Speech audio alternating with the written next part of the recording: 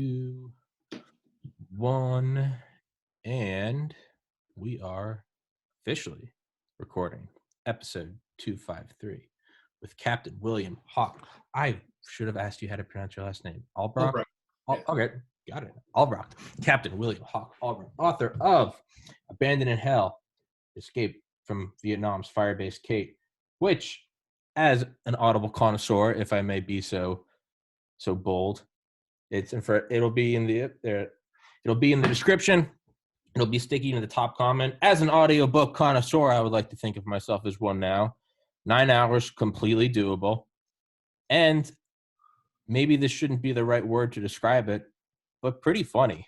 I mean, it's perhaps the most inappropriate way to describe it because it's a very serious topic, but I'll get to that later. Pretty funny. You had me laughing at sometimes. I was like, there's some gallows humor in there for sure. Yeah, there is. But before I start running my stupid mouth and making a fool of myself, which I've done for 252 straight episodes, so I don't know why I thought this one would be any different. How about you introduce yourself, sir? Bill Albrecht. There you go. There you go. Recipient of 3 silver stars, and obviously, as I said, author of Abandoned in Hell. So can you give just a very, very brief outline for everyone listening, just about your book, what happened, just so they know what we're diving into? Sure. I joined the Army when I was 18 years old, and 1,000 years ago in 1966, went to Allman Catholic High School here in the area I live in, Rock Island, Illinois, home of the Blues Brothers. And probably the most substantial thing that I did in high school was play varsity football. Didn't study, just wanted to get out. And when you graduate in this area, the agricultural manufacturing was huge. John Deere, International Harvester, Farmall were all huge at that time. And that is pretty much where everybody went to. Or college, of course. And I didn't want either one of those. Certainly couldn't get in college. So myself and my best buddy, Joe Murphy, we went down to the Army recruiter in Rock Island. And, of course, we graduated from high school, C averages. And he says, what can I help you boys? What do you got in mind? Now, Vietnam is just really starting to take off. Yeah. And the draft is big. And we said, we want airborne infantry and go to Vietnam. And he looked at us like we had 2 heads. And he questioned us and to make sure that we weren't, he was being set up. And once he realized he goes, well, this is your lucky day. I just happen to have 2 slots here. And he does them all. And he goes, hey, there they are, airborne infantry. And I'm sure you'll go right to Vietnam. And he said, but I only got 2. They're going to be gone later on today. Like, oh, my God, we're going to sign up. Oh, Off we go. Here we go. And we ended up in Chicago. We went processed through in October 66. And literally, but unless you're older, you won't understand the meaning of this. We left Chicago at like 11:15, 10 to midnight, excuse me. And we're heading down to Clarksville, Tennessee to Fort Campbell for basic. So we literally took the last train to Clarksville. Big monkey son. Anyway, so we get down there. And as soon as you got there, test upon test, like a couple days. And they pulled myself and Joe out. And they said, you gentlemen have scored high enough to take the OCT. And I said, well, what's that? And they said, well, if you pass the OCT, you can go to OCS. And I don't know what this is. And OCS could have meant Oklahoma Cook School. Yeah. I had no idea. OCS. And they said, no, it means Officer Kennedy. You can become an officer in the United States Army. I thought all the officers of the Army came from West Point. I had no idea. I had never heard ROTC or anything. Yeah. Took it, passed it. The minimum score to pass it. And I didn't want to take it, but drill sergeant, just take the test. Okay. Yeah. The minimum score to pass it, I'll never forget, it was 115. I scored 115. Hey, that's just being on time and doing what you need to do. Joe, who was more interested than I was, scored 114. So then they called, there was like 220 of us in the basic training company, and they called us 22 guys in that passed. And this big captain, and my God, an officer, oh Lord, he had been to Vietnam, he'd come back. He's in there, he says, gentlemen, he says, you're all going to go to OCS. He says, we'll get you with class dates and da-da-da. Pick a branch. Don't get exotic. Keep it basic. So any questions? And I'm in the back. I said, sir, and he goes, yes, private. What if you don't want to go to OCS? He goes, I have a levy. I have a quota.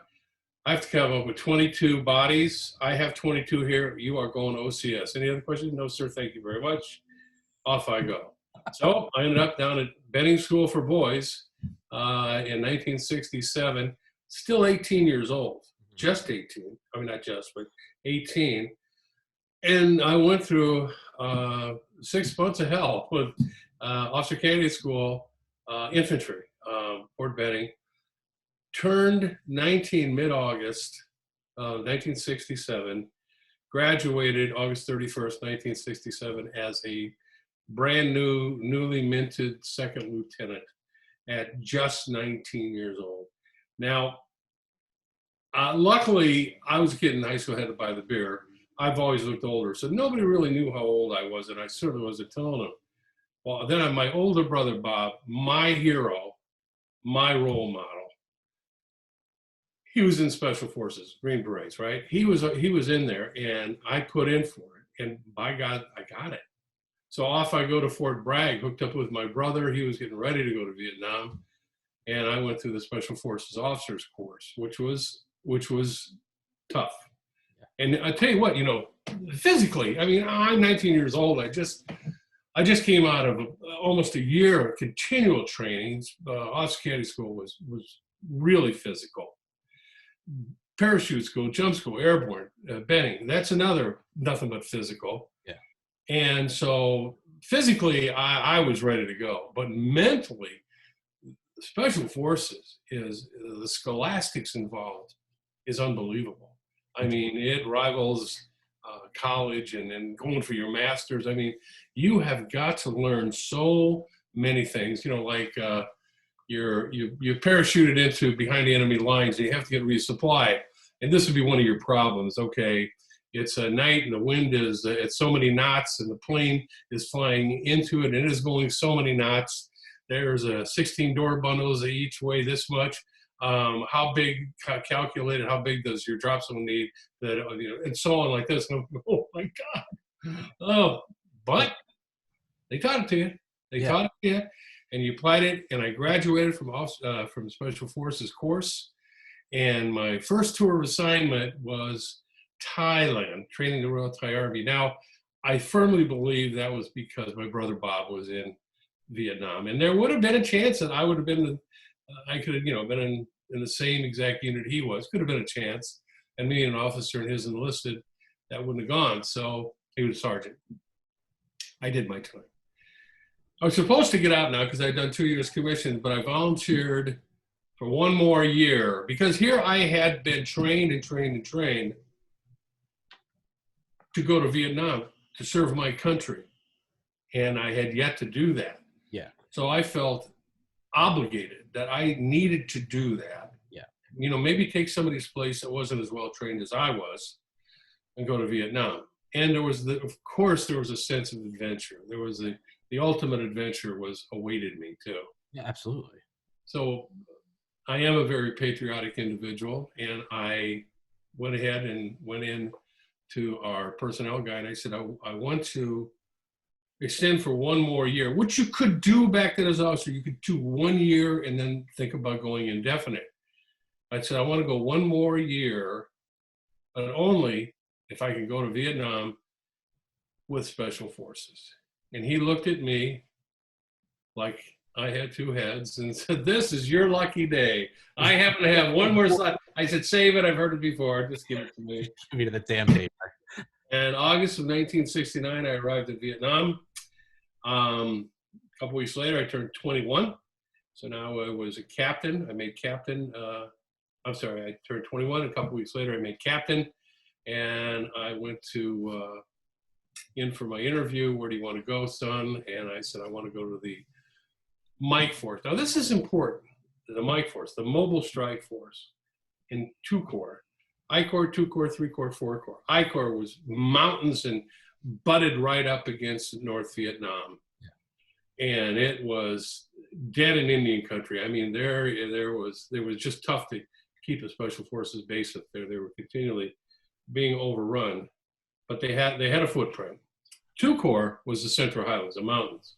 Beautiful, mountainous, great climate, and they were really, really engaging the enemy a lot there. And then 3 Corps, 4 Corps, as you went down to the Delta, I said, my brother Bob had been in 2 Corps. He was home now. I wanted to go to the mountains. It's not a problem. And I want to go to the Mobile Strike Force, the Mike Force. They said, oh, yeah, something else, please. The Mike Force is for combat veterans, for guys on their 2nd tour, 3rd tour, professionals. These guys have been to the altar, and they have had their baptism of fire. Yeah. They've all proven themselves.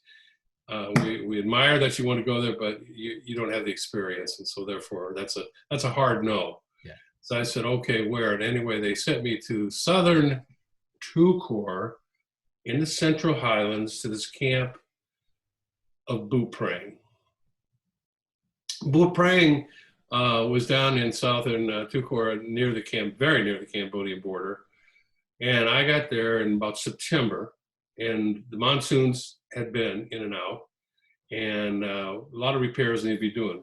Sandbags need to be filled, bunkers need to be dug deeper, overhead covers, so on and so on. There was about 400 strikers. Mountain yards. Mountain yards are would be the equivalent to the American Indian here. They are native to Vietnam. 1,000 years ago, they were on the coast. They got pushed back in when the Chinese came down and took over the best part of Vietnam, the lower lands, and they were more Iron Age. They were loincloths, crossbows. They had villages and different tribes, and they lived in stilt homes, and they would burn and slash. They'd grow crops and have livestock, and then when the land, they'd move several miles away and burn what was there and start all over again. And the Vietnamese called them savages. They thought they were less than dirt. Yeah. And they hated them, and the mountain yards returned that favor. The North Vietnamese would come down on the Ho Chi Minh Trail, go into their villages and steal anything they could get their hands on, their livestock, and they would conscript their sons to use them as bearers up and down the Ho Chi Minh Trail. So there's no love lost between the mountain yards and the North Vietnamese and the South Vietnamese, but especially the North Vietnamese. The French went in there, and that's how they got their name, mountain yards, which means mountain people in French, and used them. We went in there after the French left and used them even more. We made them into a fighting army. Not that the French didn't. And by the way, if you thought the French didn't fight hard in Vietnam, read the book A Street Without Joy, Bernard Fall. Yeah, you see, they fought hard. Yeah, different type of war. So we got them, recruited them, and they were at Boo Prang, 400 plus strikers. We call them strikers, plus their families. So this was a really good sized Special Forces camp. They had living fighting bunkers where they would actually, this would be their position under attack, and their families are behind them, bunkered up. So how hard are they fighting, right? Yeah. Wonderful, wonderful people. I can't say enough about them. Matter of fact, the book that Marvin Wolf, my co-author, phenomenal individual, tremendous writer, made me look good. We dedicated the book to the mountain yards. Yeah. Well, because of the size of this camp, it was in the way of Bam Me Tuot. And Bam Me Tuot was a district headquarters of South Vietnam, a part of it. And after that, it would be Saigon. I mean, it was a major metropolitan area, and the district chiefs and everything would be there, the district representatives. Well, what they intended to do is come down the Ho Chi Minh Trail with enough force to come through, hit Bu Prang, take Ban Me to it, march to the sea, cut Vietnam in half. And in 75, they did that. They came from the north, they came from the west, and marched east. Well, Bu Prang was getting ready, and all the intelligence said, they're going to hit Bu Prang. They're going to hit, oh yeah, they're coming in. So they put out 3 fire bases, Annie, Kate, and Susan, in kind of a triangular around the camp of Bu Prang in the Central Highlands, southern Central Highlands. On those camps were 3 artillery pieces, 2 155 howitzer, 1 105 howitzer.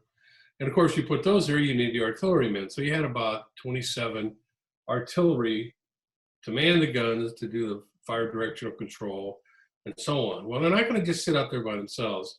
So they put about 130 mountain yards, a perimeter around them to save, because you can't shoot guns and defend yourself at the same time. So the Kate, which is what I'm obviously most familiar with, they had about 130 mountain yards dug in around them to provide security. I know this. I don't really pay much attention to it because I am the executive officer to Nick Palmer. Nick Palmer was the commanding officer. Heck of a guy. I mean, he exuded command, the commander. Yeah. I made light of him in the book. I said, was on Mount Olympus, but I mean, he looked like every special forces commander should look. I was executive officer. And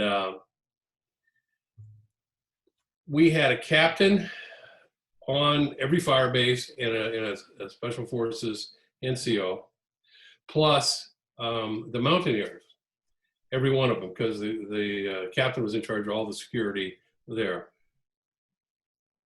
So it was October, late October. The colonel from the Ban Me to it, our colonel, Special Forces, flew out for an intelligence briefing. Now, this is back in the days, I mean, they didn't have satellites, GPS and all that. That obviously didn't have that. So we were getting raw intelligence from different areas. Everything pointed to it. And I was in charge of giving them the briefing, and I got the briefing, and after it was over, Colonel Simmons came to me and he goes, "Great job, good briefing. By the way, pack your stuff. You're heading to Firebase Cape. You're going to go out there for a month and provide security, because Captain Barnum's he's coming out. His rotation's up." I said, "But sir, they need me here. I'm getting this ready. I'm doing all this in preparation for our big attack that's coming." Yeah, and he goes, yeah, well, good point. Get on the next helicopter, head out to fire. Yeah. Yes, sir. Yeah. Yes, sir. Yeah, right. Thank you for your input. Appreciate that. Yeah. So after the morning, pack my stuff. Noted.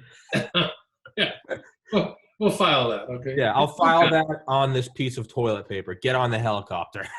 And we'll use that toilet paper later. Yeah. Meantime, I got my rucksack, got what I needed, and got a resupply helicopter out to Kate. I got there about 3 o'clock in the afternoon. And Kate was like somebody came with a bulldozer and scraped off the top of a jungle hill. Sure. It was about 80 to 100 yards long, like about a football field, and then about 50, 60 yards wide, kind of in the shape kind of a football. What a beautiful analogy of an American football field with a bunch of white boys on top of a hill. Yeah. In Vietnam. What a beautiful analogy. Yeah, you get the picture. Yeah. 3 sides of it was very steep. Yeah. One side, the north side, was not. The north side was a gentle slope. We flew in the resupply, and I jumped off with my gear, and Captain Barnum jumped on and was, "Hey, how you doing? See you later." And he took off. And Danny Pirelli was there. Danny Pirelli was my sergeant, my special forces sergeant. Consummate special forces non-commissioned officer. He was just, I can't really say enough about Danny Pirelli. Yeah. And I said, "Hey, how you doing? What's going on?" And he goes, "Welcome to Firebase Kate, sir." He said, "I got here yesterday." I said, "Well, looking around here, I got guys playing volleyball. Yeah. The Americans and the Mountaineers. They're playing cards everywhere you look. People were sleeping. There just didn't be any sense that we were actually in a combat zone. I didn't say anything. I said, let's do a walkabout, Danny. He said, Roger that. So we walked the perimeter. It was horrible. The fighting positions weren't deep enough. There was little to no overhead cover. The sandbags were deteriorating. The fields of fire had been overgrown. There wasn't enough concertina, and certainly concertina barbed wire, that circular barbed wire, and certainly not enough claymores. I was not happy. And I looked at him, he goes, I didn't want to do anything until you got here. I knew you were coming out. I said, and rightly so. So we had a meeting. I had a meeting with all the leadership of the Americans, and I told them, from this moment forward, there will be no more volleyball, there'll be no more card playing, there'll be no more nothing until we get this place combat ready. And then right away, you know something we don't know? I said, no, I don't, but I want to be ready in case something does. Oh, and as some of the guys told me later, we go, oh, we got this hard-ass Green Beret captain in here now. Yeah. And Yeah. I said, well, that's that. Yeah. And then I had a meeting with the Mountain Yard leadership because they have their own leadership. Yes, I'm in charge of them, but they all come from village and tribes, and they have their own leadership internally. Yeah. And I met with them, and I gave them the same ultimatum. Okay. Now the sun, and it gets dark early there, and when it gets dark, it gets dark. There's no ambient lighting whatsoever. Yeah. So it starts getting darker, the sun's getting low in the sky, and I felt pretty good. So I think we've done all we can. So we went to our little bunker that we had, that we shared, he and I, to sleep in. And I took my boots off. Now, anytime you're in the field, in the jungle, in a combat area, and you can actually take your boots off, that's a good night. Yeah. I took my boots off. And it had to be about 11:30 at night. All of a sudden, all hell broke loose. Firearms, back and forth. I'm up, put my boots on, didn't take them off again for 6 days, and out into our northern area where the gentle slope was. It went through, it was a saddle, came up, and on the other side was another hill, not as big as Kate, about half the size, but there was foliation at the top, and we had put a listening post out there because it's the most likely avenue of approach. And they had made contact. It sure sounded like it. So I'm up at the perimeter, Cape, north side, which was a gentle slope down. Jungle came in to separate the two hills, but there was a natural gap right between where the jungle, we would think it would meet. You could have probably driven a big truck through there. It was that wide. Okay. And then the jungle went out again, and you had, we called it Ambush Hill at the top. And around Ambush Hill and around Cape was about thigh-high grass. And it was just kind of flowing, and then the vegetation was at top of Ambush Hill. About a half a dozen yards come charging down the south side of Ambush Hill, through the gap, up, and we had enough moonlight, we could see them coming, up to Kate and come to the designated area that we would use to go in and out of. And they came in, and I said, what do you got? What do you got? And they said, Buku VC. Now, first of all, French, Buku a lot, okay. Yeah. A lot of French influence. VC, anybody that was shooting at them was VC, Viet Cong. Didn't matter if they were hardcore NVA from the north. It didn't matter. Yeah. VC, bad guys, okay. Yeah. So what do I have? I don't know. Let's call it spooky. Spooky gunships. I have to stop and tell you what these are and explain them because I'm going to refer to them later. Yes. Spooky gunships was a C-47 cargo aircraft propeller from World War II.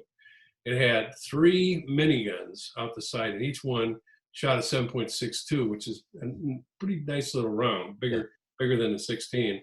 Yeah. And they can put one every square foot with these miniguns, with these Gatling guns type thing. And they are unbelievable. They're painted very dark and black on the bottom, and at night they're slow and they're lumbering, but you can't really see much of them to shoot them down. Yeah. Call it up spooky. Spooky guy came on station. They said, what do you got, Hawk? Now, my call center wasn't quite Hawk yet. Became Hawk later. What do you got, Hawk? I said, well, I don't know. I got this, boom, boom. So I started vectoring them around Firebase Kate and Ambush Hill, shooting where I thought, well, they made contact here, so we know there's some there. Yeah. But let's check all these other different routes that somebody would use. So when Spooky shoots, there's the first thing you see is this red, because American traces are red. You see this red come down to the ground, bunches of them, looks like a solid string. Yeah. And that's every fifth round. Yeah. And then you hear the roar of the gun. So you see it come down like fire, and then you hear, well, when they first were deployed in the war, the North Vietnamese thought it was, oh, it's a dragon. It's a dragon. I was about to say, that's got to sound like a dragon. They're in the jungles, and all of a sudden they can't see it. There's a lumbering, and then they just breathes fire. The ground explodes, and then they hear, right? It's just like, that's a dragon. Sorry for interrupting you. I get really excited about gunships. No, that's quite all right. And they initially called them Puff the Magic Dragon. Yep. Then they did a few things, and they went to Spooky, and then later Shadow and Stinger and so on. Yeah. The different iterations. Okay, felt pretty good. So that's about 2:30 in the morning. Went back to bed in our hooch. Very well, Danny. I said tomorrow morning before let's get a squad. That's prior. I'm sorry, going back a step. After we did the walkabout, I said, what do we have going on around us? What kind of patrols have been running? He goes, sir, he says, I don't think they have. He says, they've gone out hunting, but they haven't run any patrols to see what we have here. I said, well, tomorrow morning, let's take out a couple dozen guys, reinforce a squad or two, and let's do some cloverleaf patrolling around our base area and see what we got going here. He said, roger that. Well, that night, everything transpired. Well, that morning, just at dawn, incoming. Mortars, B-40 rockets types, RPGs, if you will, and recoilless rifle, direct fire, 90 millimeter, or whatever the NVA had, 87s. And they lit us up. And remember I told you the bunkers weren't very good and the fighting positions. We took a lot of casualties. I'm up and I'm calling in medevacs, and I'm trying to get some more people on station here because we have no idea what we got. So we're getting the medevacs in, and the firing stopped. And I said, Danny, let's go see what's out there. Yeah. So Danny and I took a couple dozen guys, and I said, we're going light. I said, ammo, water. That's about it, ammo, water. And we headed out. We went down the northern slope, through that gap, up towards Ambush Hill where they had made contact, through the thigh-high grass up into the foliation on Ambush Hill.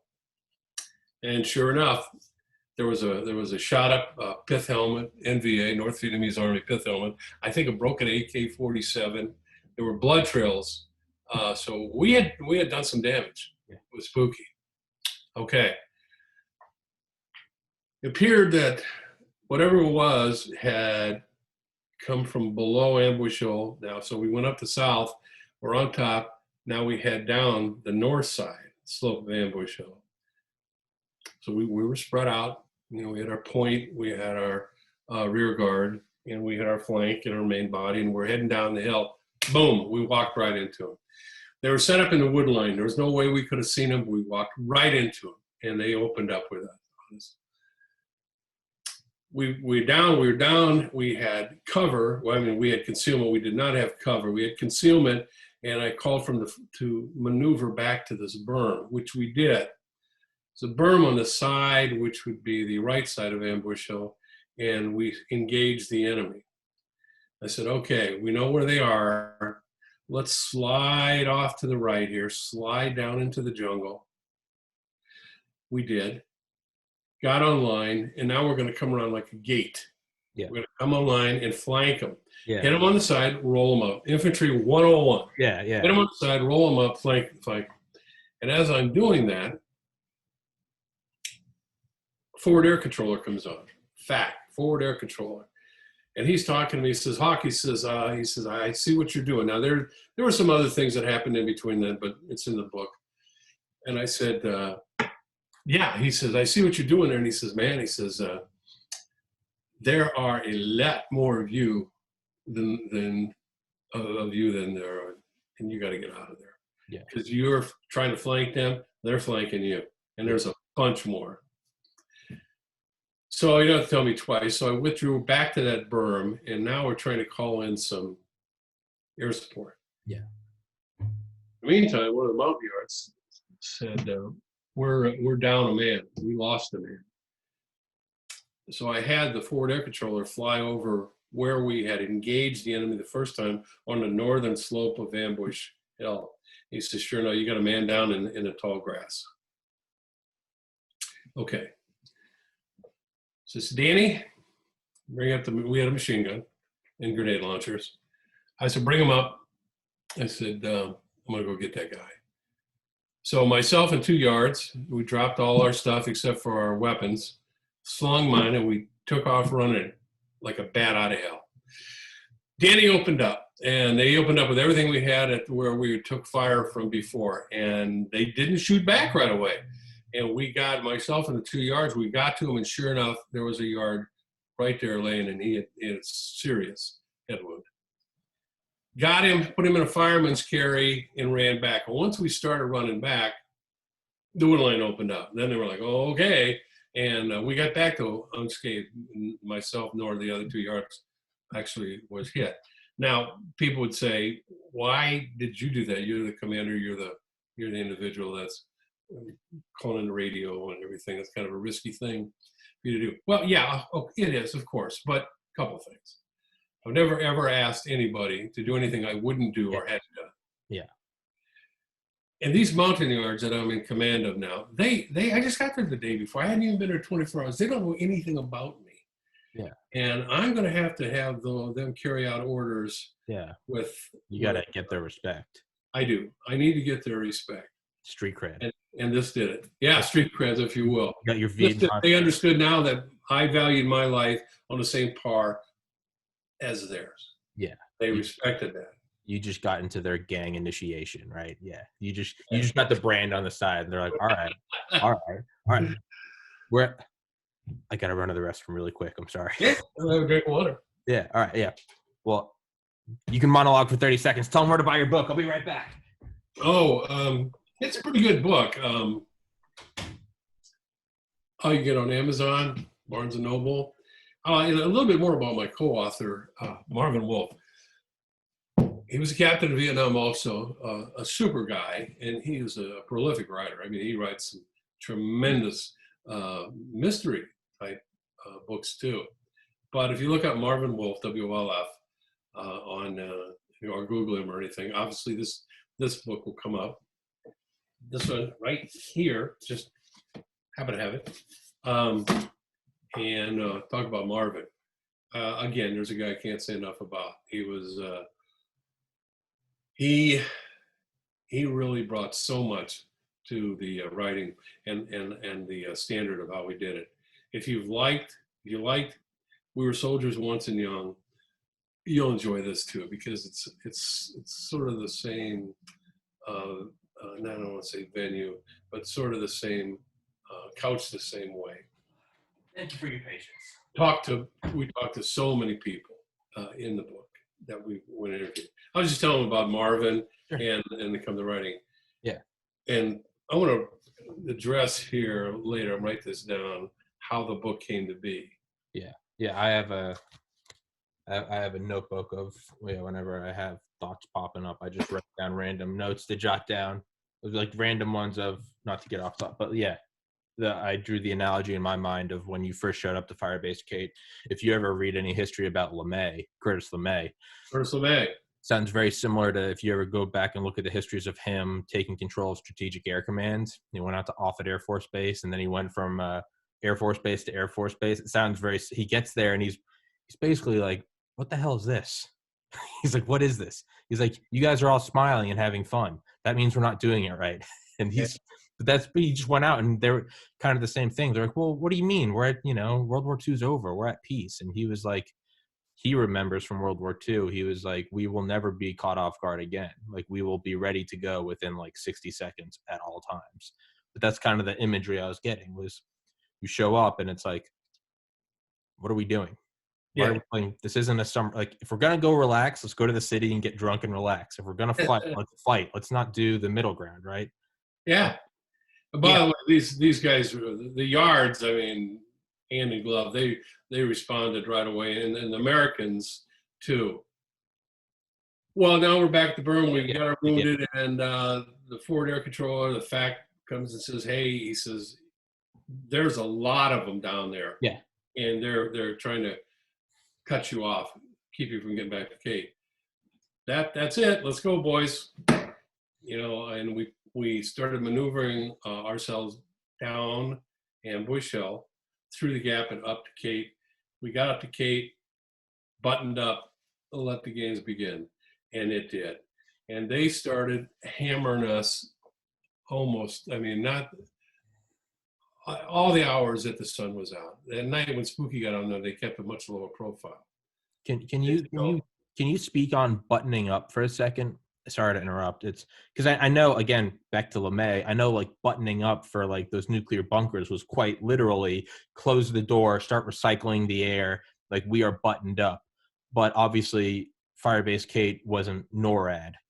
As someone that just has no experience in service or combat whatsoever, what exactly is buttoning up? Is it getting behind fortifications? Is it are you pulling something? Are you like literally closing things? What is buttoning up? Sorry, that's something I thought about. Remember those positions I told you weren't deep enough? And Yeah. Well, they were now. Okay. They were shoveling and they were getting them deeper. Okay. When I say button up, I mean take your defensive positions, improve your defensive positions of what you could. They could no longer get out there and improve the fields of fire because they were getting shot at. Okay. But when I say button up, you're getting in your fighting position and getting ready instead of walking around and hey, what's going on over here? That was over. That part was over. Now we were in our fighting positions. Okay. All right. So, but yeah, back to it. So you're taking on fire. You just buttoned everything up. We're buttoning up, and the artillery guys sprung into action. They are start to fire, but an incoming barrage we got first thing in the morning took out 2 of our guns. They had us pinpointed. This was, if you're familiar with Dien Bien Phu, how it was the valley and the Viet Minh brought the artillery pieces, dug caves and put them back here, brought them out, shot them. We were in a bowl of sorts. There was hilltops all around us, and they were firing at us and sometimes down at us. God knows why they put that fire base there. Yeah, what the hell? It was horrible. But they did. Yeah. They did, and the direct fire knocked out a couple of our tubes. As a matter of fact, they did replace one. We were able to replace one with a big Chinook heavy lift, but that was knocked out too. And the 105 couldn't be raised and elevated anymore. All it could do, you could traverse back and forth, and it was kind of on a line of sight. And so we could shoot straight into the hills. Wasn't real effective unless we were massive ground attack and use a flechette round. So in effect, they had knocked out all of our artillery. However, Susan and Annie could fire and support, but you never fire artillery when you have air support.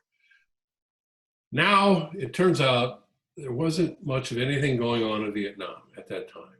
So we got good assets and resources. Yeah. The first things came was helicopters. Yeah. My God, I don't know how they carry their balls around. I swear they come in, and then when you think they're the bravest guys in the air, then the medevacs come in, and you think these guys are nuts. Yeah. And as I think Joe Galloway, who actually wrote the foreword to our book, Joe Galloway, We Were Soldiers. He's got this, the God's Own Lunatics or something. He does a piece on YouTube about it, and it is spot on. they're in there, and they're kicking ass and taking names. What had happened, what I come to find out later, is two regiments of NVA, the 66th Regiment, Ho Chi Minh's own, as they were called, and the 28th Regiment, Infantry Regiment out of North Vietnam, and an artillery regiment had moved in. And on their way to Bù Prang, and they're like, oh, what's this? Well, let's knock this out real quick. The 66th Regiment is the same one that Hal Moore ran into in the Ai Drang Valley in '65. We were soldiers once. Mm-hmm. That's the same one. And these guys, they're not super soldiers, okay? Don't get me wrong, but they're good. They're damn good. They're well disciplined, and they have what they need to fight. Yeah. And they're good soldiers. I highly respect them. I don't fear them, but I did then. Yeah. But I highly respected them. Yeah. And they were there, and so we were outnumbered. Well, there was about 5,000 to 6,000 NVA surrounding us, and we had at that time maybe 150, 160 guys when we started. So we were vastly outnumbered. And if it hadn't been for the chopper pilots, the attack helicopters with their rockets and their miniguns, and then when they weren't shooting, the fast movers come in. The Air Force would bring in their F-4s, Yeah. and they would just bomb the piss out of them with these big bombs and napalm. And they kept them back. They kept them from overrunning us. And if it wasn't meant for those guys, well, we wouldn't have blasted the first attack. You have, I was going to say, your description in your book of air support. I rewinded that and listened to that about 10 times in a row. You finish it with saying it was great theater. That was the best description. I got goosebumps listening to that. That was something. Yeah. So we were holding our own. So here we are. Now, I suppose maybe 140, 130 now. But we were holding our own. And they were getting us resupply in, which was ammo. And then at one point, we're out of water. And it's hot. Yeah. So there's a lot of little things that I'm going to kind of jump over. But we were able to get it in as best we could, but it seemed like every time the AMOs come in, we were just about out of it. Mm-hmm. But we were fighting, we were holding our own. Now, this is my absolute first time in combat. But the Army had trained me. I had been through intensive training. And although I had never been shot at, as they say, shot, fire, and anger, I'd never heard one before, I knew what to do when I did. And that is, without a doubt, the most important thing is your training. So I relied on my training. I didn't have any experience to get me through, and it did. I knew what to do and how to do it. And one thing, the necessities of mother of invention, I'm talking to forward air controller, and I'm trying to pinpoint where I need him to put a white phosphorus rocket, because these are bird dogs. These are Cessna airplanes. Yeah. I talked to him. He then marks it with a rocket. I vector him in, and then the fast movers come in, the jets come in and bomb on that marker. I can't talk to the jets. Yeah. I can only talk to him. Choppers I can talk to, and I can tell them where I want them. Okay. So and they're just not getting it. So because it's on me, I'm not explaining exactly where I went. Oh, you see the ridge with the two. Okay, come down to so many meters. Okay. So I got an idea. I took my Car 15, a Colt automatic rifle, the shorty version, that's what we called them then. Yeah. And I took a magazine and I loaded up nothing but tracers, red rounds, took all the ball ammo on, put the red rounds in, went out there, and I went out to the perimeter, and I had to kind of lay out in the open behind some sandbags, and I said, now watch this. And I went boom, boom, boom, boom, boom. And I put about 6 rounds exactly where I wanted that airstrike to be, right where that recoilless rifle was shooting from. Yeah. Got it. Boom, he puts a rocket in there, boom. Then they took it back to the Stone Age. I said, wow, I'm onto something here. I did it again. I found another place and I did it again. I did it a third time now, they're on to me. So every time I went out after that and I started plunking away, the wrath of God came down on me. But it worked. It worked amazingly well. So the chance of getting wounded was worth the effect that it did. So I did that quite a bit until they had us so surrounded you could just drop a bomb anywhere and hit them. Yeah. It didn't really matter at the pinpoint anymore. They were doing it. Yeah. Oh, so you got a visitor. Hi, Maggie. Maggie. Yeah. Maggie, would you like to join the podcast? That's my dog. Yeah, for everybody listening, that's the dog. Yeah. Hi, Maggie. But yeah, that's again a kind of some more beautiful image, beautiful relatively in that word. Bombing back to the Stone Age. Yeah, LeMay, bombs away LeMay. But I thought with that same Stone Age kind of verbosity is it's kind of like 2001: A Space Odyssey, right? When he discovers how to throw the club, and it's like bum bum. But you put tracers in the magazine, and it's like this is the next big step in evolution. Like, spray it, phosphorus, bomb, and it's like bum bum. It's the next big step. But yeah. As you said, it gets to a point where you don't need precision anymore because now it's just they're overrun. Not quite, but they are. Like ants on a carcass. They're all around. Well, the chopper pilots now, I am all over because my big gun is the radio. Yeah, that's my gun. Yeah, so I can go to different points and talk on the radio, talk to the choppers, talk to the forward air control, bring in what we need. Then time to time, when we'd have a breach in the wire where they'd get through the initial part of it. Everybody hands on, grab your rifles. We don't have time for anything else but to beat them back. And they did make a couple penetrations where they almost completely got in, but we were able to get them back. Yeah. So we are holding our own. Yeah. We're holding on to this worthless piece of real estate. And I had no intention of doing anything but hold on to this. Yeah. And I think it was about day 3. We started getting incoming, mid-morning, if not. And it was so heavy. It was something we had never done before. It just shook the ground. And I said, my God, it's artillery. Now, we couldn't sustain artillery, not artillery hits. Yeah. These bunks were logs and earth. Yeah. And artillery would just wipe them out. So I called the forward air control. I said, Mike A2, this is Huck. We're getting incoming, and from the way I can feel it coming in. I see it coming in as it's coming from the west. Now, to our west is Cambodia, maybe a kilometer and a half away, not far, and which is a, quote, neutral country. So, yeah, exactly, air quotes on that one. Yeah. He flies over there and he says, I got it. He says, it's coming from a Cambodian army base. Camp Le Roland was the name of it. One time French, then Cambodian. And I said, well, knock them out. And he goes, I can't. It's a neutral country. It's across, as we used to say, across the fence. Yeah. I go, oh my God, I'm thinking, oh my God, what do I do now? What do I do now? We can't do this. They're gonna annihilate us. And he comes back on the air and he goes, Hockey says, I can't go across there and bomb them unless the ground commander declares a tactical emergency. I declare tactical emergency, Roger. And we went in there and they bombed the piss out of it. And my name ended up on Richard Nixon's desk within an hour as creating an international incident. It was in Time magazine, a little blurb that we had bombed this neutral, peaceful Cambodian army. It ended up there twice because I did it again. Good. But we didn't get any more artillery.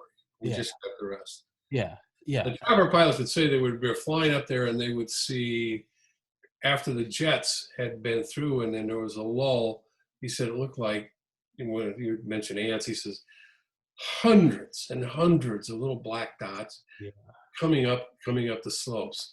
And he says it was incredible.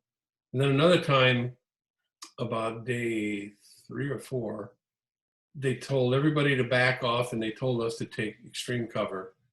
And they dropped a B-52 arc light strike with this, as the term goes, danger close. Yeah. We're so close. In fact, some of the shrapnel Killed into our perimeter, and some of our guys. one of your men and injured too. I was gonna Yeah, say, well, I want it had to, to be done. yeah, I wanna focus on that because above all else on this episode, I wanted to get to the B-52 bombing, but I wanted to clarify in my own mind in your book, yeah, about your name ending up on Nixon's desk in Cambodia. Was that the first instance of using their airspace, or technically going this the secret war in Cambodia? Was that the first instance?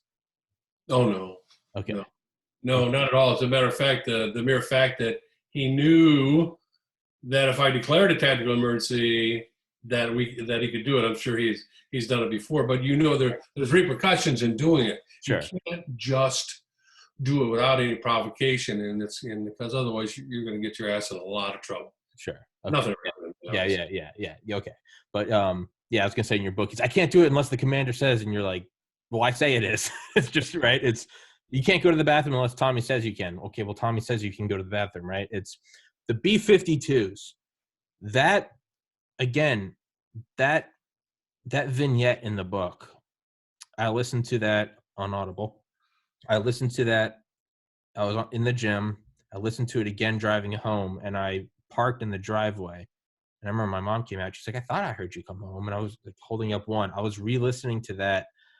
Your description of this is how I'm trying to frame it for the listeners. It's like some, millennial like me, 30 years old, never seen combat, right? You watch movies your whole life. You play video games your whole life. And in video games, right, the pistol's always the weakest, right? You have all this other stuff, and at the very end, you have a pistol.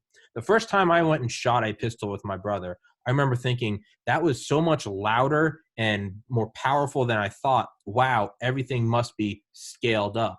So, so on that kind of going with that train of thought, in my mind, it was always like, if it's not like a nuclear bomb, it's nothing. And then like you go down into smaller and I always viewed, like a helicopter or an F4 as the pistol. And I imagine if I actually saw them, I would be, holy shit. Yeah, they are. Your description of the B-52 is what kind of put all that imagery in my head. Because someone like me, I've watched a million videos of them. I've watched Linebacker, Rolling Thunder. I've watched all these, campaigns from, the aerial footage, the gun camera footage. But again, it's always a little more abstract, right? Like Stalin, one death is a tragedy, a million is a statistic. It always was a little more abstract. And one story was about a guy in the Hanoi Hilton, and he describes a B-52 doing a sortie, and like the doors in the where he was staying, like the wooden doors, he said flapping like leaves in the wind, just like you wouldn't believe, like shockwaves making everyone nauseous. And he's like, you don't think about it because you always see it zoomed out on a evening news. Yeah. I say all of that to say, yeah, can you just say a few words on what that was about? The bombs falling at a terminal velocity, going over 800 miles an hour, strapped in steel, hitting the ground, and then thinking, oh, that wasn't even the primary explosion. And then how are we going to survive? And yeah, like you said, I mean, it killed one and injured two, but it was, if that didn't happen, then you were all going to die from something else. So sorry for that 3-minute interruption. No, I had to emphasize how anyone listening to the book, if you have any interest in the Air Force, this book is worth getting just for the F4 description and the B-52 description. It gives me goosebumps. So sorry, yeah, the B-52 arc lights. That's where we are now. Well, first of all, they sent us a coded up message into the command post that the artillery guys had set up, and it's hard for me to give enough accolades to the American artillery guys that were there. They were phenomenal, especially when they went into the infantry role. Well, it said take extreme cover. They didn't tell us. I did not know that it was an arc light was coming in. Yeah. I did not know it. And I remember in my fighting position, my bunker, I knew that something was coming in, but I didn't know what. And I looked up and I saw these flashes, flash, and they weren't that far away. and I saw the ground start to move, like roll, Yeah. like a wave, come waving at me. And then I heard the explosions. And I'm like, my God, what is this? Because your mind races so fast. And at first I thought it was the backblast is something they were shooting at us, but I knew right away. I ruled that out. Then I put it together. It's an arc light because it was highly classified. And where they were going to drop those, supposedly, it was unbelievable. It was something I'll never forget. Well, and what was highly classified? The arc lights, when they would leave to bring one in, they would not broadcast it. The whole thing was to catch the enemy off guard. Yeah. Didn't quite work that way, but that was the intent. Yeah. And it just, because you said in your book, you're like, you had put in a request for a B-52, but you're like, I guess now because eventually, right, they gave you guys priority 1 in all of Vietnam. We had the top priority because there was no other major fights. And here we had a couple regiments wrapped up. Yeah. Yeah. And I remember you describing, you're like, how are we going to survive this? The B-52s, you were like, how are we going to survive this? And and I can't say enough about the spooky guys at night. One of the guys, things were tense. And one of the guys in the sky, Captain Al Dykes, he's in the book. He's on the DVD, Escape from Firebase Kate, the documentary. He had this. He says, "Hey Hawk, this is Al Dykes, the Alabama boy, and Spooky 401." I'll never forget. He had the calmest, most reassuring voice when things were really tense at night, and I would vector him in all around there and then pass it off, and I try to get some sleep. Al Dykes recorded everything, and as Spooky did, and when it was all over, he sent me a cassette of 90 minutes of him over Kate, to include when the night we went the breakout through enemy lines. He recorded all that, and I've got it, and it's online. It's on the it's online on my website and a few other things. It's some good stuff. I will absolutely link. I'm gonna listen. Yeah, it's pretty neat. Yeah, that's insane. I was gonna say, I feel like there's got to be some psychological benefits to him coming across as very calm, cool, collected, right? Absolutely, because things were tense. Yeah. And he sent it to me. I didn't listen to it in Vietnam because I knew it was on it, and I ended up going to another combat unit. But I had it. And I still have to this day, even though it's been transcribed into a CD. Yeah. But I did listen to it when I came home. Okay, now I'll tell the average person I took a 6-pack, but it was more like a 12-pack. And I went to the backyard in August in 1970, sat in a lawn chair, had a cigar, drank some beer, and listened to it from beginning to end. And I never listened to it again until we started to write the book. Yeah, I can't. Do you think it's out there? Okay. Yeah. Well, things started going downhill real quick. Sure. The NVA had brought in anti-aircraft unit, 37 millimeter, and it may be the first time ever it was brought into Vietnam. They put it on the hilltop, and it was on the 31st of October, Halloween. Joker 85 was coming in hot. He was coming in hot. He was coming in hard, and he was shooting them up, and they hit him. And Joker at 85, I think it hit his tail boom, and it started to catch fire.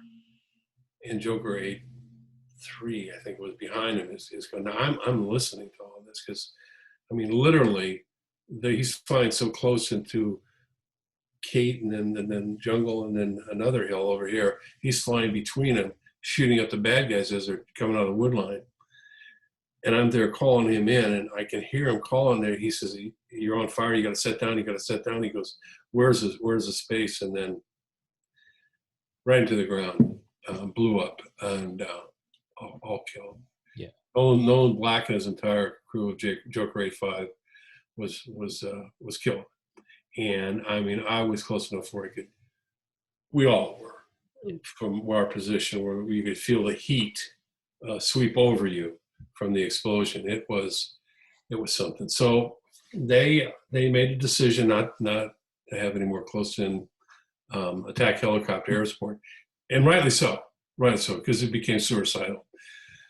They would still get us air support, helicopter support for medevacs, and I was judicious in calling them in, and for resupply.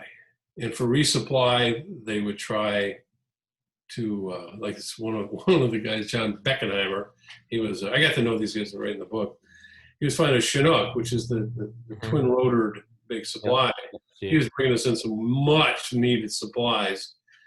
And he came in, and as you're coming in, they get enough momentum and they can unleash it, and the momentum will take it in, and it'll tumble into your perimeter.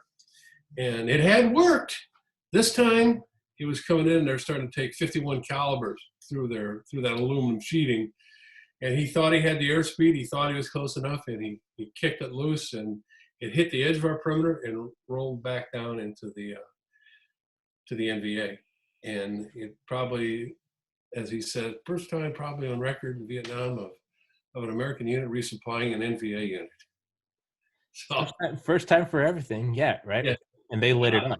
They lit it up, right? He felt really bad about it. Yeah, they used some of it on to some of the flares. He felt really bad about it, but I mean, that's war. It's a crapshoot. Yeah. So now, and I've fast forward through. You don't need to fast forward, man. I do. I do need to fast forward through because we're now it's November 1st. Okay. I'm pleading. I said, if you want me to hold this ground, I need more people. And the word went out. Now, the whole reason that we were in Vietnam was to engage the enemy.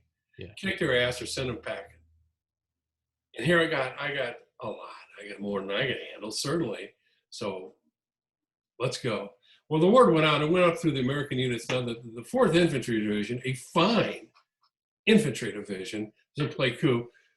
4th Infantry, there's 10,000 men. 10,000. They're about 100 clicks away.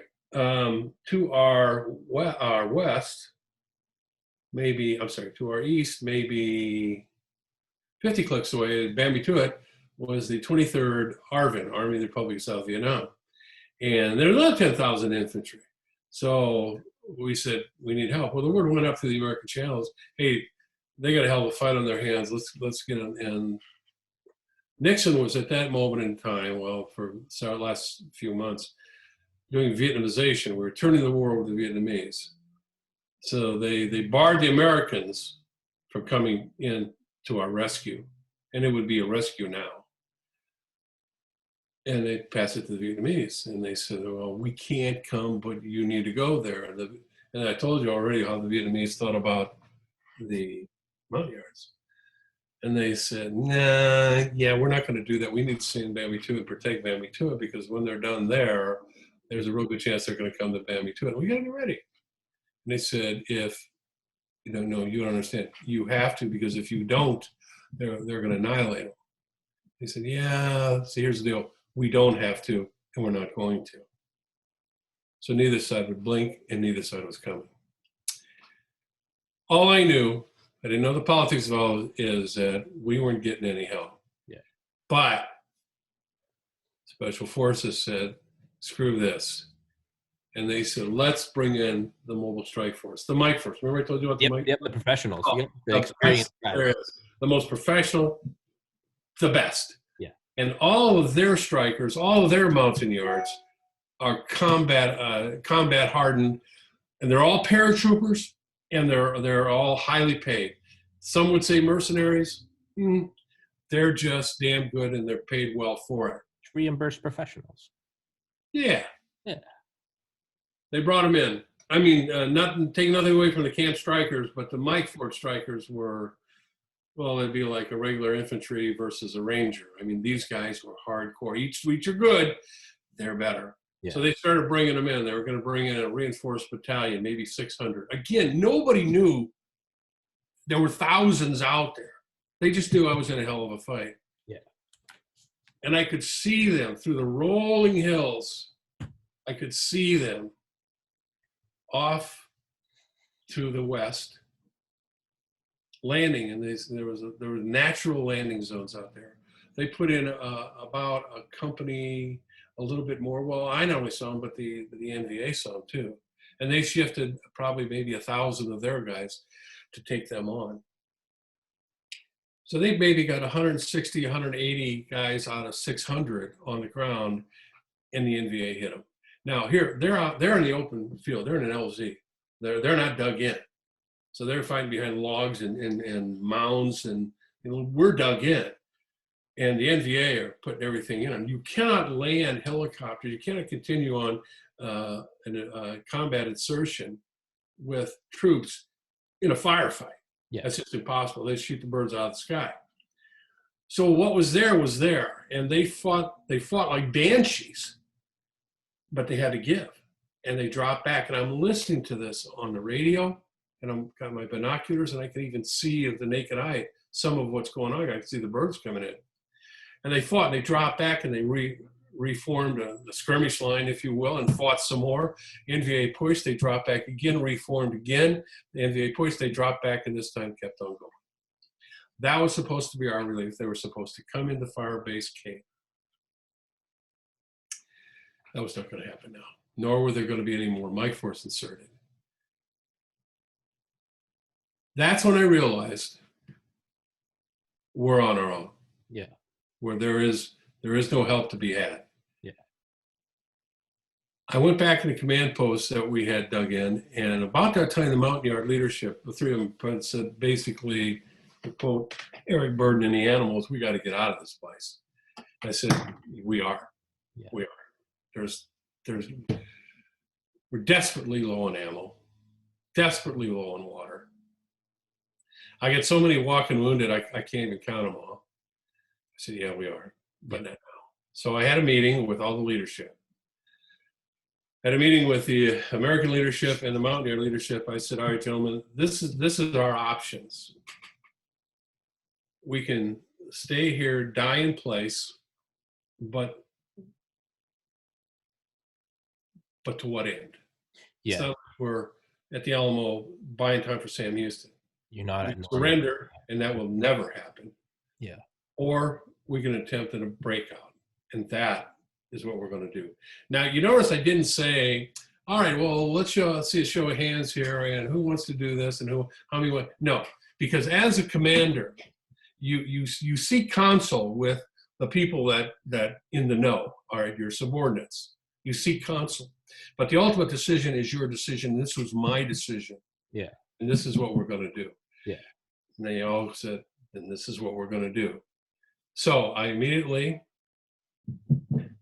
had them code up a message. When I'm talking to Special Forces, I could put things in code. But when I'm talking to everybody else out there, I couldn't put it in code. I had to talk in the clear. Mm-hmm. I said, "Request permission, abandon Firebase Cape." Now, they knew what was going on because they've been following everything. Mm-hmm. They knew that the Mike Force wasn't coming in. They knew the Mike Force couldn't get there. They knew I was low on ammo. They knew I was low on water. So this should be a no-brainer. Request permission, abandon Firebase Cape. In the meantime, I said, okay, let's destroy all our codes, all our notes, all our logs, all the radios that we're not going to take out with us. We're going to spike the tubes, the artillery tube. Now, we got to do this very surreptitiously because we're literally surrounded. They can watch us. Didn't take them real long to get back to me. Permission denied. Yeah. And I went, "Give me that pad." We are leaving Firebase Cape. Send that. I didn't care. Yeah. The decision had to be made. Yeah. We kept about it, and about 15 minutes later, I got a response. Permission granted. What we're going to do is we're going to have the Mike Force move up and link up with you. Have an element. You're going to go to them. They're going to lead you back to their main body that they have, and we're going to have Spooky on station. They're going to shoot in front of you. They're going to spray as you go off, and you got to go off the north side. Yeah. You know what? Maybe we got a chance here. Yeah. Roger to all that. Well, then they started in on the clear, and then the Air Force is talking to me and everything. Hey, make sure you go when you get to Ambush Hill. You got to go to the right. Oh, no, sorry, the left side, because the Mike Force unit is going to be down there to hook up.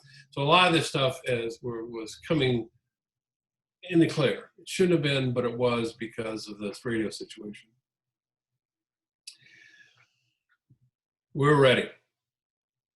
Night starts to fall.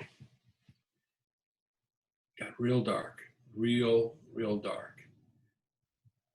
As soon as it got stone dark, I gathered everybody to the north end. Now we're down to about 130 guys, I think, somewhere in there. Everybody was on the side, the north slope, ready to go. We're still inside our perimeter, we're still inside our wire. And we waited. We waited for Spooky to come on station, to shoot in front of us so we can proceed. It seemed like an eternity. Spooky calls up. Hawk, this is Spooky, whatever. Roger, got some engine trouble. Got to go back, got to get another. Don't worry, another one's coming. Roger. I passed the word. And just hushed whispers. 10 minutes later, 15 minutes later, Hawk, this is Spooky, another number. Go ahead. Yeah, we got some problems too. We're going to have to go back, but don't worry, there's another one coming. Well, I'm thinking Hawk is worried, okay? I am really starting to get worried now, because I was not afraid at any point until then, because I was so busy. I was so busy doing so many things. Fear just didn't really register. And when I wasn't doing something, I collapsed in exhaustion and slept for several hours, 2-3 hours, boom, and I'd be right back at it. So, but now I'm not doing anything. Yeah. And now I'm starting to get scared. Yeah. Everybody was scared. Everybody. And I'm talking on the radio to find out where the hell that Spooky is this time. We got to get out of here. And I got the push to talk to press. Spooky, this is Hawk. Spooky, this is Hawk. Over. Nothing. Jesus, they're not even answering us. And I did this a couple more times. And I look at Tex, who was my RTO guy, and exactly. I said, this damn radio isn't working. He goes, sir, kind of a smile, drawl, Texas drawl. Got to release the talk to switch. You got it depressed. And as long as I had it depressed, I was transmitting, but you couldn't receive. So I did. And right away they come back, hey, Hawk, this is that. And I went, oh, God. Roger, how far out? Okay. And that's when it hit me. I said, if I don't get control of myself here, I will get us all killed. Yeah. I have got to get control. And I've got to face the fact that I'm going to die tonight. And I know where. I'm going to die right there in that gap. So I looked up at the cosmos, at the galaxies, at the stars, and I said, dear Lord, I know I'm going to die tonight. There's no way I can't. And, that's okay. That's okay. But please just let me get as many of these fine young men out as I can. That's all I ask. And then I'm ready to go. I'm ready to go. And, you think about the people that are going to miss you and everything, but no, that's kind of the way it goes. Yeah. And once I did that, you were at peace. I was at peace. I was no longer afraid. I had no more fear in me. And it was just like somebody threw a switch. Washed it all. Focused. I ran back. I said, everybody stay here. I'm going to run back, make sure we didn't leave anybody. So I ran back to the other end of the gate, the south end. We didn't leave anybody, but I could hear the NVA coming up the slope now. You could hear them coming, clipping the wires and moving very slowly because they thought we were still there. Yeah. So I ran back to the other end. In the meantime, they started dropping mortars on us. Flares. When they went out, I said, let's go. And so we started to go single file. Now you had to go single, and now you have to go single file. You just can't do formations in the pitch black. Yeah. Single file, we start going through our own wire first. And don't you know, somebody hits a trip flare. And we all hit the ground. they burned for maybe 30 seconds or so. It seemed like an hour. We were silhouetted out there, everybody laying motionless like we were dead. And I'm waiting for the incoming, nothing. As soon as I went out, we started down the north slope, and we got about 30 meters from the gap. My mountaineer point man stopped. I'm kind of maybe 20 back. Danny Pirelli's in the rear. He's got the rear guard. And I worked my way. I said, what's going on here? And the interpreter says, he won't go. This man was frozen. He was a brave soldier, but he was frozen, paralyzed with fear. And I looked at the gap, and I looked at him, and I took my car 15 I had slung, worked it in there, full automatic, finger on the trigger, left hand on the radio, follow me. And I stepped off. And I got through the gap. I got in the gap, and nobody shot at us. I'm like, my God, this is a miracle. Yeah. This is exactly where I would be. Yeah. They're coming up the south end, so anybody's escaping, they're going to go off the north end, but they're not there. And I had drilled it and drilled it and drilled it on. Now I got this point guy, and I'm just shoving him through, shoving people through. Let's go. I told him, and we we told him, you go left, because when Spooky gets on station, which he is not, he's going to fire, and he knows that we're going to go left to the ambush. He went right. I could see him. We had some moonlight now. I could see him go to the right, and I go, work it out later. Yeah. What was left was an L-shaped ambush. The NVA had set up on the left because they knew we were going left, and that's why they let us through the gap. They were going to get us there on the left side of Ambush Hill. They had a 51 caliber on top of Ambush Hill pointed down, field of fire right into us, and if we would have gone left, we would not be doing this podcast. But we went right. Did the Mountaineer have some intuitiveness or some divine intervention, or well, yeah, the hand of God, I'll give you that. Yeah. But nothing other than the hand of God. Yeah. So by the time I got everybody moving, I ran up and I caught up to the point, and we started coming very, very close to the top of Ambush Hill, kind of on a military crest of it, and came down because we were supposed to meet the Mike Force unit deeper into the jungle, like about maybe 6 or 7 guys to lead us back. That's when they told us that the Mike Force ain't there. So Spooky's not going to be shooting for you. The Mike Force isn't going to be linking up with you and lead you back to their main body. You are once again on your own. Okay. We started penetrating into the jungle, single file. Again, single file, jungle, night. At that moment, I still thought the Mike Force was there. I didn't find out about them until a few minutes later. So I was calling them. I said, we're coming in now. We're going to come into your perimeter. We're going to link up with you. We'll be at single file. And you were going into it. And just then, the top of Ambush Hill started shooting. And it was that 51 caliber. They had turned it around and was shooting down on us. And all that registers with me is tracers are going over my head. About a foot over my head, and they're green. Now I should have put that together. Green, enemies are green, ours are red. But I'm screaming on the radio, cease fire, cease fire. I thought Spooky was shooting on us, and they said we're not shooting. I said somebody is, and that's when I went, oh my God, they're green, and they're big, and they were. What had happened is when this 51 caliber is a tripod, and when you're shooting down. You can only get it to go so far down because that's the angle of the steep hill we're on. So they couldn't get it low enough, so they were shooting over our heads. Hand of God. What else? Yeah.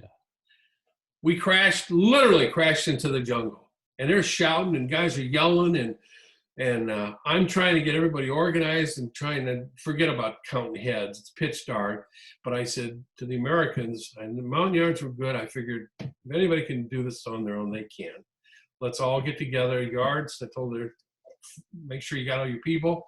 The Americans, yes, we have everybody. Let's go. So we started going single file through the jungle. I have to lead. I have a map. I have a flashlight with a red filter. And I have a compass. and I know approximately where the Mike Force is. They wouldn't give me their exact location because they don't want to give it out in the air, and rightly so.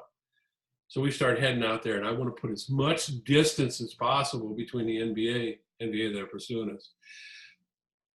And we start moving, and single file on our own.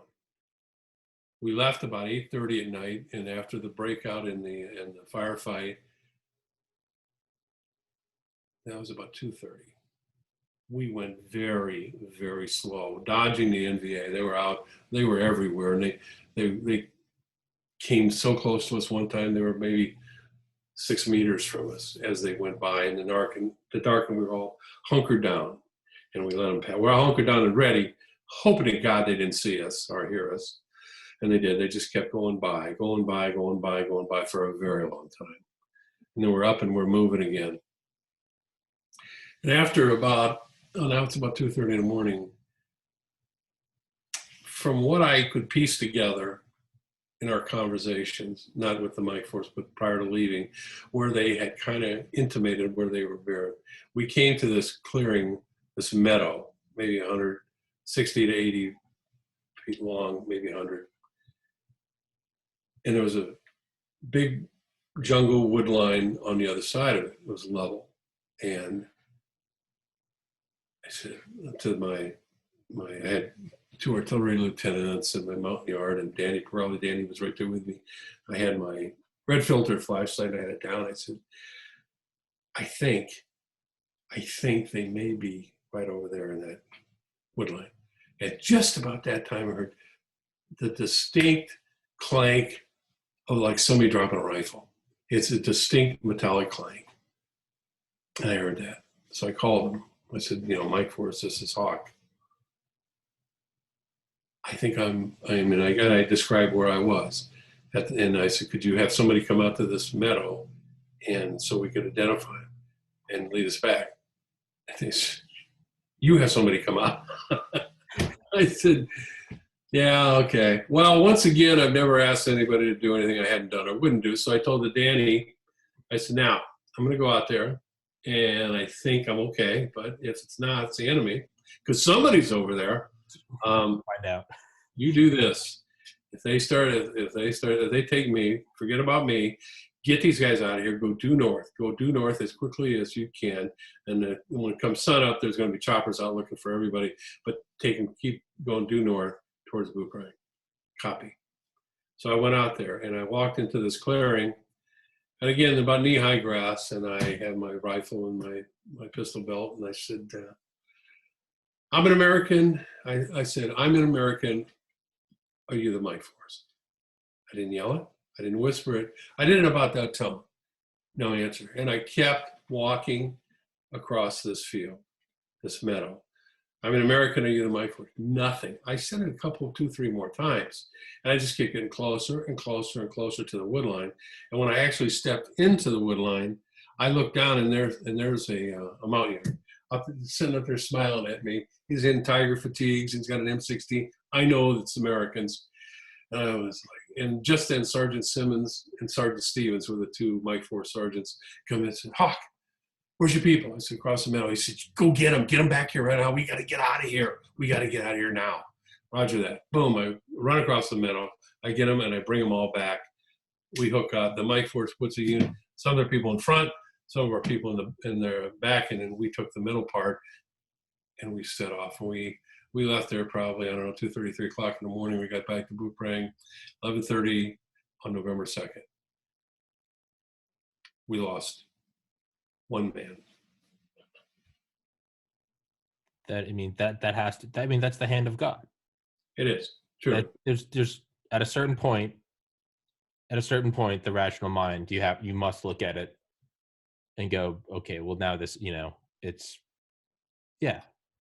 What else is there? No, I can't. I've run over it hundreds of times in my mind.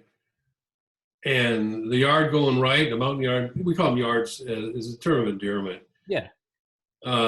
He went right, and he was told left 100 times, many times. But he went right. Okay. If I'd have been in the lead, I would have went left. But I was too busy. And so thank God for him to start with. And then that when he opened up on that 51 caliber, I mean, my God, they're huge rounds, and he couldn't get it low enough. He's shooting over our heads. Now we returned fire, obviously. We're now in a firefight with him, but still in all, we were able to get into the deep dark jungle and break contact. It was just so many things. So got back. Now later on, when I got back, of course, then it was a pretty big deal. So they had several other things happened after that, but one in particular, the group commander of the Special Forces was a full colonel. That's all it was, of all the Special Forces. Iron Mike Healy. He was a no-nonsense, hardcore son of a bitch. And he flew out to Camp Ubu-Prang a couple of days later to personally congratulate me. Now, a couple terms here. OIC, officer in charge, OIC. We got to know that. And he flew out of Nha Trang. Nha Trang, Vietnam, was a pretty good city, and the Special Forces compound, pretty nice. Yeah. And they actually had an ice cream store there. Yeah. They really did. Yeah. Where you could get in, which blew my mind when I got to Vietnam. So he flew in, and he's on the tarmac there. The whole team is out there, my team, and he's there, and he goes, "Oh, outstanding, best traditions of the Special Forces, on and on and on." So thank you, sir. My honor, sir. He says, "You name it. Where do you want to do? You want to come back and be my personal aide?" Done. He says, "You want a desk job back here? Do this. You tell me where you want to go, and I'll get you there. You name it. You've earned it." I said, "Sir, I'd like to be the OIC of the Dairy Queen there in the train." And to this day, I find it hilarious. He did not. Your description in the book, that is what made me laugh the most. When you're like a little like goblin on his way to do mischief, saw me, jumped in my mouth, went down my throat, took over my body, and said, "I would like to be the OIC at the ice cream shop." And then he hopped out of me, and I stared in awe as the spawn of Satan used my body. That description, because we've all done that, right? That's Marvin. Marvin's got the gift, man. Yeah. I told him about it. He goes, "I got it." Yeah. Yeah. It just, that description was just outside of the entire insane story. That description was hilarious. Just this little spawn of Satan jumped in me and took over my body. He goes, "That is just taken. What else?" And I said, "No, I'd like to go to the 2-Corps Mike Force." Done. Did it about face, got in the helicopter, flew out, never saw him again. That's what I say. I got what I wanted. Yeah. That's I went to the Mike Force, and that was. And you are. I think we should save it for another episode because I want to have you on a second time. You have an extensive history with the Secret Service, correct? Yes. That would make an awesome second episode. If you are willing and able to talk about it, I understand. Yeah, we'll talk about talking about it. Okay. There's I've done interviews about Secret Service. I got no story, no. Oh, yeah. And this happened, but there was a lot of funny shit happened too, though. Hey, dude, that's what this. You don't have to. People always tell me, they're like, "Man, I don't know if I'm interesting enough for your podcast." I'm like, "Dude, just come on and shoot the shit. I don't care." Yeah. And thank you for telling your story, sir. Well, I want to, and this is for Oh yeah, sure. The veterans out there. So I continued my tour, and I ended up going in the rear my last 2 months. I got wounded the third time. They put me back there. Is what they did. Unless you're John Kerry, then they send you home. That's another story. So I come home in 1970, and it was a tough time to be a veteran, especially a Vietnam veteran. Yeah. A real tough time. I'm not whining. I'm not complaining. Yeah. I'm just telling you, it was a tough time. Yeah. Baby killer. Yeah. Hey, Yeah. LBJ, how many kids did you kill today? Yeah. No, it's a bunch of ungrateful communists, and they're around. Serious stuff. Yeah. So us veterans, we kind of hunkered down. We kind of got together. But what I did, and I think this is probably true from the Revolutionary War, Civil War, World War I, II, Korea, Vietnam, Afghanistan.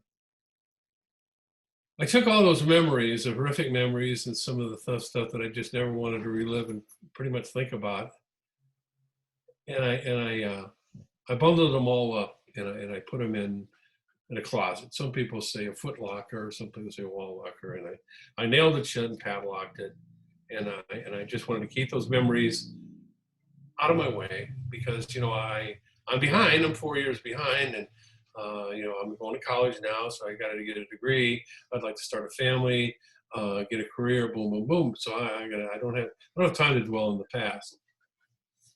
Okay, and you do, and then I don't know. I think the first time I was with the Secret Service in New York, in the New York field office, and I'm driving home in a commute, and the closet came open, and a few memories came out, a couple memories, one or two. And I didn't have a flashback, and I didn't, oh my God, what am I going to do? No, I remembered them, and I remembered them vividly, and I processed them. I remember, yep, that's how it happened. I do remember that. I did remember him. I remember this, and I processed it. And when I was done, I took that memory and I put it back in the closet and closed the door. But see, now that it had been opened, the door doesn't go closed all the way. It'll go closed almost all the way, but you just can't get it back all the way closed. Yeah. So then after that, it could be a smell. It could be something you saw. It could be a turn of phrase. Yeah. And the door comes open. And you don't know when, it just comes open and things come out. And you deal with them. You process them, you go, okay, boom, and you put them back. Well, in 2008, the door came open. Now I'm no longer working full time. I'm older, and the door came open and everything came out. And I sat down and I started to write. And I didn't intend to write a book. All I did is want to put the story of Firebase Kate on paper for my family. It made a lot of news in the day, it made a lot of headlines. People asked me that. So I did. I put it on paper with no intention of writing a book. It morphed into a book and then into a documentary. And there's even talk about making it a film, but I'm not holding my breath on that one. But a lot of veterans go through the exact same thing. And when it came to writing the book, which followed after, it was a cathartic experience. Just like this. Do you mind talking about it? Not now, I don't. Well, one of the things, when the book came out, I mean, we sold over 20,000 copies. A lot of my guys I was with in the Secret Service, I'm retired, of course, they read it. I see them at conferences, reunions, they go, what the hell? How come we didn't know any of this? I said, it never came up. Put it in the closet. Never talked about it. There was no need to talk about it. Yeah. And now it's out there. And because I did that, I'm very much at peace with everything. And I'm able to sit down and talk about it. I do lecturing and talk about leadership and problem solving, this type of things. But that's our generation of veterans. And two quick war stories. Sure. And you know what the difference between a war story and a fairy tale? What? Fairy tale starts out once upon a time. A war story starts out, this ain't no shit. Well, this ain't no shit. I'm at 1996 when I'm at a Special Forces reunion at Fort Bragg. And at that reunion, I hooked up with Sergeant Stevens, Lowell Stevens, and Sergeant Simmons, the two guys from the Mine Force that I hadn't seen since November 1st, 2nd of 1969. And I got a picture of them. It's in the book. It's the first time we met, and we had some cocktails. Yes, we did. Later on at the more formal event, I'm in there, and there is we're all dressed in suits and black ties and everything. And there's Bo Grice. Now, Bo Grice is a legend in Special Forces. He was a colonel, got out as a colonel. He was a tremendous soldier, and he's one back in the 70s, maybe, when he was getting funding, clandestine funding. He was going to mount a rescue into Vietnam for the MIAs and POWs, which I do believe some were left behind, but there are none now. But I digress on that. And he's quite a guy. He's, like I said, he's a legendary figure. Well, I met him in Vietnam at the Officers Club in the Trang. And he was, I don't know what rank he was in, maybe a major or something. Because I remember introduced myself. So I saw him, I walked over there, I said, Colonel Roach, and he goes, yeah. And I said, my name is Bill Albrecht. I met you in 1970, I think it was 1970, at the Nha Trang Officer Club in Vietnam, boom, boom, boom. And I just wanted to say hi again, sir. And he goes, so you were with Special Forces in Vietnam? I said, yeah, sure was. He put his hand out, shook my hand, and he said, welcome home. 1996, that was the first time I had ever heard it. It's the first time anybody ever said to me, welcome home. Now, it's a standard thing with Vietnam veterans now, we say it to each other, but I had never heard it, I'd never seen it, and I made a point from that day forward to use it every time I saw another Vietnam veteran. That just gives you some insight in how we were treated. Again, not complaining, not whining, it's just the way I was. Yeah. And another buddy of mine, John Catherman. John had a distinguished career in the teaching field in this area. John was infantry, combat infantryman's badge. That's the musket with the wreath around it. It's the most coveted award that any infantryman could ever have, because you've been in the shit. You've earned this. And it's very strict on what you have to do to earn it. Not heroics, but doing your job in combat. Granted, some people wear it that shouldn't, but the vast majority earned it. Well, John was a combat veteran, and he is 1970. He just got back from Vietnam. It's February, and he is, a couple weeks earlier, he was in the jungle. And now he's sitting at this gin mill in Moline, Illinois, called Hafner's. He's waiting for his bride to get off work and meet him there. It's a Friday night. It's busy. He's having a beer at the bar, and this guy looks over and says, hey, man, nice tan. He says, where'd you get that?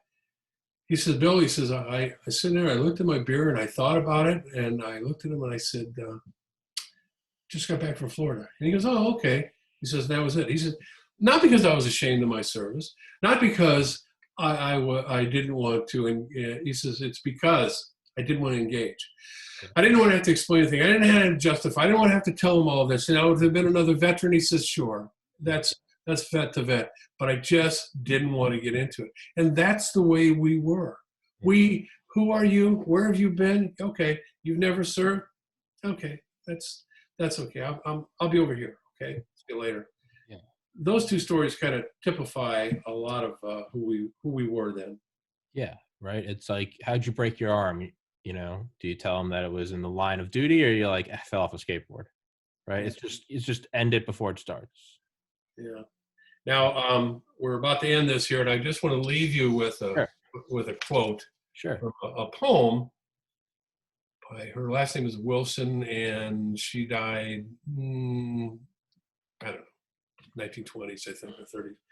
She wrote a poem called Courage. But courage is something, they say, hey, that person was very courageous, or the men on Cape were very courageous, or what you did, Bill, was very courageous. And okay, fine. Until I heard this definition, then I said, yes, courageous is the word. Because in her poem, the quote is, courage is fear that has said its prayers. I love that. And when we're done, and with that, I will close out. It's been an honor, and we'll have to do this again someday. Well, thank you, sir, Captain William Hawk Albrook. And I don't know if I'm allowed to say, because I'm younger than you, I don't have service, but welcome home, damn it. Screw all those communists. Screw them then, and screw the ones in my generation now. And I'll save that rant for another time. But good Lord in heaven, all those communist millennial Marxists out there, go fuck yourself. Thank you, sir, for making this country what it is. And thank you to men like you who serve to allow boys like me to have a life where I have a podcast instead of being drafted to go fight 8,000 miles away. So welcome home, sir. And if you're a communist, I don't respect you. You're a piece of shit. Not to end on that note, but thank you, It was my sir. honor to serve. Thank you. Thank you, sir. I'll send you an email or a text, and we'll work one out for a second time. Buy the book, everybody. Abandoned in Hell. Stick it in the top comment. It'll be in the description, as well as I'll go to your website and I'll get the audio cassette tape from the air support. Okay. Thank you, sir. Thank you for your story. Thank you for putting up with my unconventional interview. That's fine. Thank you, sir. Thank you so much. And yeah, we'll wrap this one up. I'll text you. I'll email you. God bless. God bless America. Stay safe, everybody. Happy Thanksgiving, and love each other. Captain Albright, thank you so much.